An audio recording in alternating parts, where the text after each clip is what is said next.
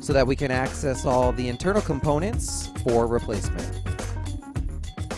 We are going to start off first with our heat gun or blow dryer and heat up the outside perimeter of our touchscreen to soften up the adhesive so that we can separate the touchscreen from the base of our iPad.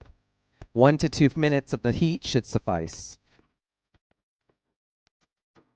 Let's grab our plastic opening tool to begin our entry into the iPad.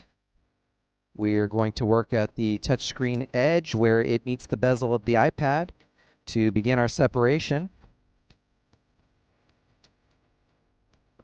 Once the plastic opening tool begins to separate that touchscreen slightly, we want to work ourselves around the iPad, trying to open up that separation around the entire perimeter.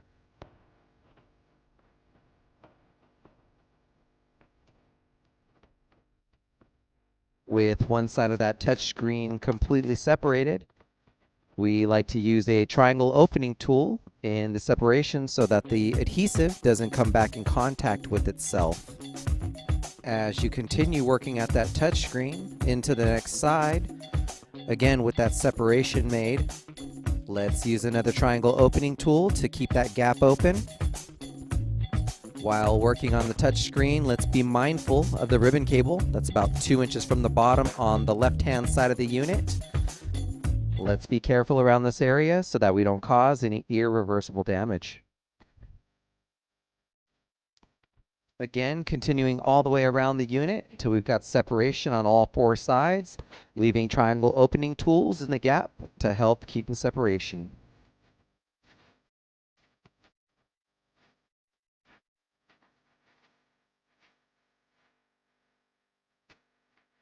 When you're completed with the separation, we can now peel back that front touch screen, almost like a book, and being mindful of the ribbon cable that's still connected. Let's now work towards removing the LCD. You're going to notice held down by 4 Phillips screws, 1 in each corner. Let's go ahead and remove those screws.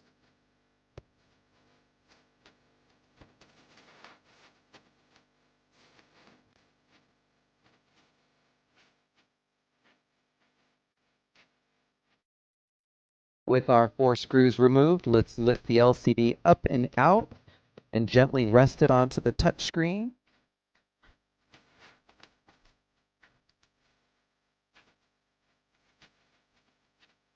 Revealing our ribbon cable that has a locking socket into the motherboard.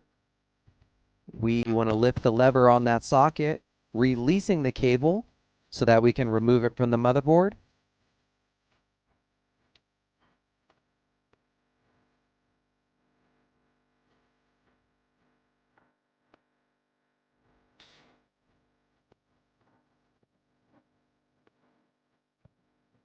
And now completely remove the LCD from the iPad.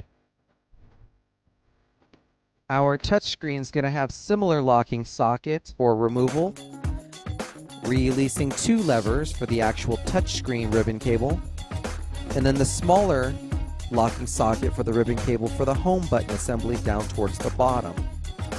Let's release both of these locks, and we can remove the touchscreen completely from the iPad as well.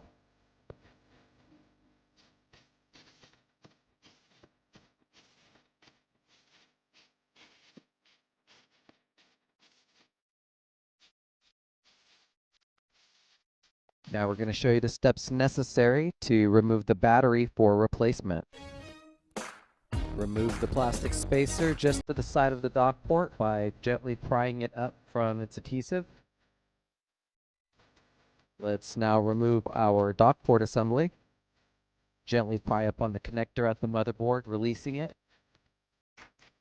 And remove the 2 Phillips screws on either side of the dock port. The dock port should now be free for removal. We need to peel back the 2 connections on this side of the motherboard, first with the coaxial plug, and then next our connector for our speaker assembly.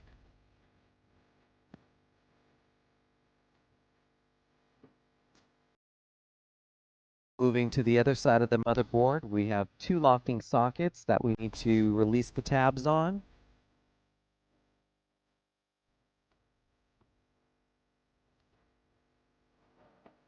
With our tabs released, that will unlock our ribbon cable for removal.